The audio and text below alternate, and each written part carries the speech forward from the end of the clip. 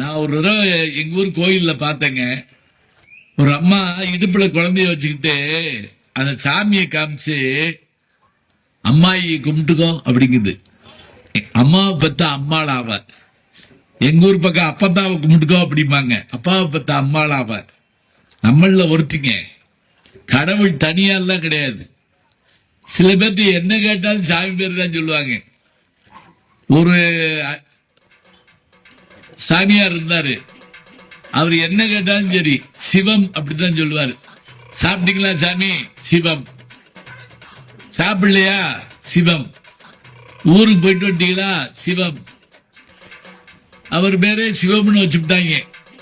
அவர் ஒரு நாள் ஒரு திண்ணையில உட்கார்ந்துட்டாரு. 2 பேர் சண்டை போட்டு அடிச்சு கட்டி உருண்டாங்க.